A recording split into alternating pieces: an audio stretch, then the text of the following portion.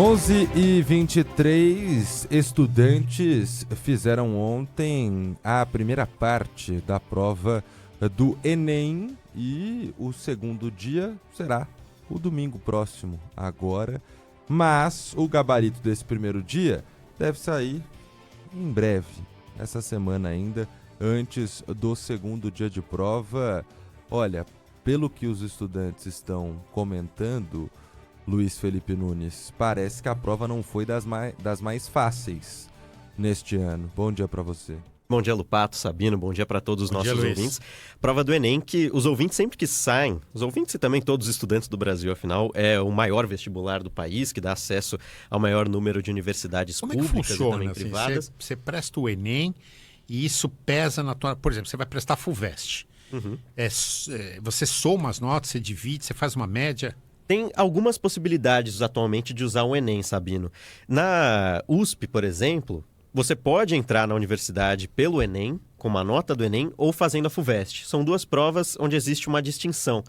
Quando o Enem nasceu, ele era uma avaliação do ensino médio, mas ele se tornou o que até o próprio governo federal e várias gestões utilizam de a maior porta de entrada para o ensino público, porque você pode utilizar ele no SISU, por exemplo, que é um sistema onde as universidades disponibilizam algumas vagas para cursos distintos. Nem todos os cursos você consegue entrar no Enem em ampla concorrência, por exemplo. Em muitos anos, a USP não oferece vagas para ampla concorrência, ou seja, alunos não cotistas, no curso de Direito. O curso de Direito, geralmente, na Universidade de São Paulo, você só consegue entrar pela FUVEST, que é um vestibular específico da USP. Agora, no Enem, a sua nota do Enem pode ser utilizada em vários anos distintos e para várias universidades. Em janeiro, quando sai o resultado do Enem, abre o SISU, que é um grande portal por vários dias na internet, onde você consegue ver se a sua nota existe alguma possibilidade de você entrar em uma universidade. Então você coloca Universidade de São Paulo no curso de Oceanografia. E a cada dia que passa, você inscreve a sua nota ali, o SISU vai te mostrando se a sua nota naquele dia poderia ser aprovada na Universidade de São Paulo naquele curso. Então, geralmente são 4 dias que o sistema fica aberto, você coloca a sua nota, acaba o primeiro dia, você vê que você passaria, você mantém a sua nota ali. Mas se você percebe que a sua nota está muito distante da nota de corte, você pode trocar de curso. Então você não precisa perder aquela nota, aquele resultado, você pode tentar um outro curso com uma nota de corte menor. E o Enem tem um resultado que é interessante, que é a chamada TRI, a teoria de resposta ao item. Cada resposta que você faz no Enem tem uma pontuação diferente. Porque se você acerta uma questão difícil de um tema, mas erra uma questão fácil, por exemplo, de história, o Enem faz um cálculo de que você provavelmente está chutando aquela questão.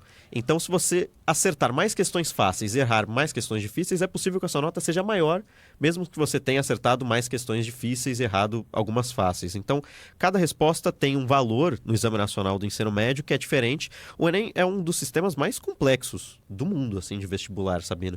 Então, é essa grande porta de entrada, que você pode fazer um vestibular específico para aquele sistema, para aquela universidade, ou o Enem, que é esse grande exame.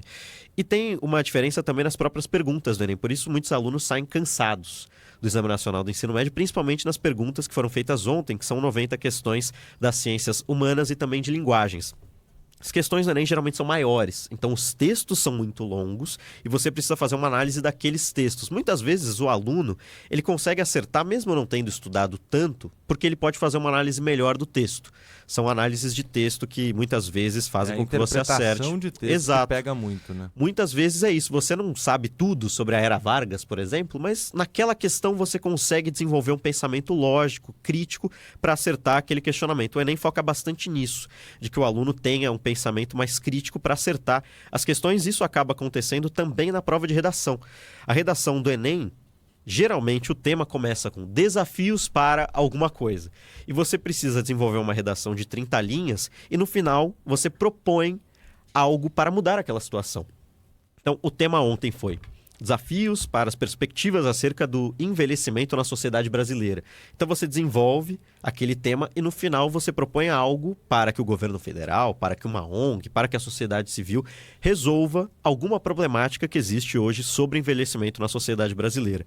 Em outros anos, a mesma situação. 2024, desafios para a valorização da herança africana no Brasil. 23, desafios para o enfrentamento da invisibilidade do trabalho de cuidado realizado pela mulher no Brasil.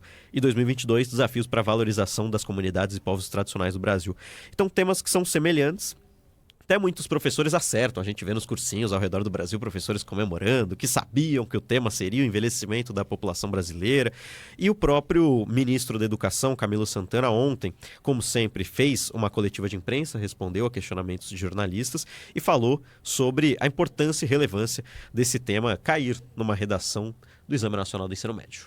Um tema muito pertinente e muito importante para a nossos dias de hoje, para a atualidade, para que a gente possa fortalecer e ter um olhar muito forte para esse público que dedicar as suas vidas a construir esse país e que precisa ter um acolhimento e um olhar especial por parte do poder público e por parte da sociedade, do ponto de vista do respeito, né, de todos nós que fazemos essa nação. Aliás, vi muito professor falando que esse poderia ser o tema. Inclusive, quando eu prestei o Enem, há muitos anos, meus professores já falavam que esse poderia ser um tema que ia cair. Não caiu no meu ano. O ano que eu prestei o Enem foi o acesso e a democratização do cinema no Brasil. Um tema bastante interessante, assim, na redação. Que você gosta, né? Que eu gosto bastante, me dei bem naquele resultado do Enem. Passei na faculdade utilizando a nota do Enem. E o Exame Nacional do Ensino Médio é interessante porque você pode utilizar as notas de anos anteriores. Então, muitos alunos vão entrar na faculdade esse ano pegando uma nota do Enem que prestou em 2023. Esse é um padrão interessante que outros vestibulares não têm. Por exemplo, algumas situações desse Enem, o gabarito deve sair na quinta-feira, geralmente perto das 10 horas da manhã. É um dos temas já muito buscados na internet, no Google. É o tema mais buscado do dia. Quando sai o gabarito do Enem? Na quinta-feira, perto das 10 horas da manhã. Muitos alunos não conseguiram prestar o exame por conta de dificuldades climáticas ou de logística. Então, alunos do Paraná que foram afetados pelas tempestades neste final de semana vão ter a possibilidade da reaplicação da prova. O ministro da Educação, Camilo Santana, também falou sobre a situação desses alunos e também de muitos outros que vão precisar de uma nova data para prestar o Enem. A gente tem também este trecho do ministro Camilo Santana. Eram 198, se não me engano, alunos que estavam previstos naquela cidade, fazendo a cidade próxima, mas todos aqueles que quiserem fazer a reaplicação terão direito de fazer a reaplicação no dia 16 e 17 de dezembro de 2025, que será a data da reaplicação. Então, além deles do Paraná, quem tem direito, qualquer participante afetado por algum problema logístico durante a aplicação das provas, ou acometido com alguma doença que esteja prevista no edital. E lembrando que Pará, na cidade de Belém, Ananindeua e Maratuba, as provas ficaram para o dia 30 de novembro, que é domingo, 2 domingos de 7 de dezembro, por conta da COP.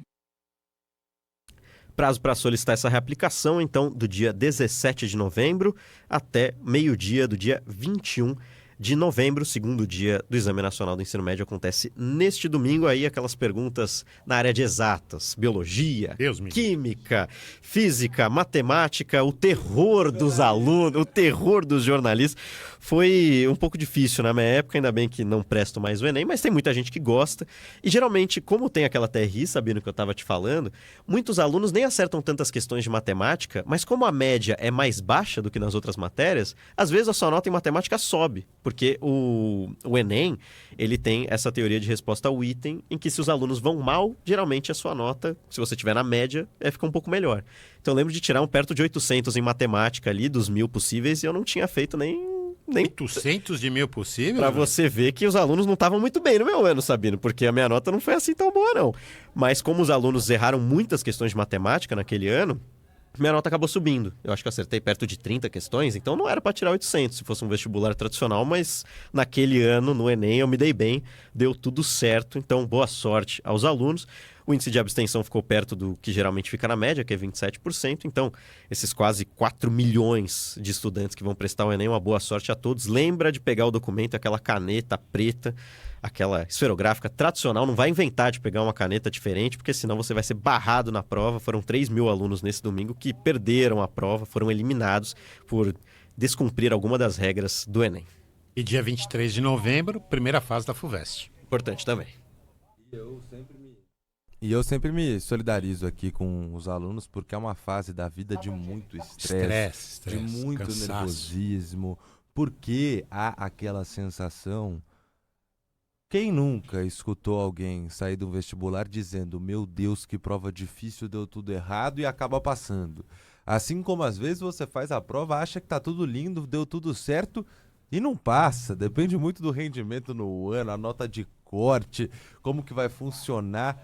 É uma época estressante pra caramba para os nossos jovens, então sempre o nosso apoio aqui a quem tá passando por isso. Aproveitar e mandar aqui um abraço.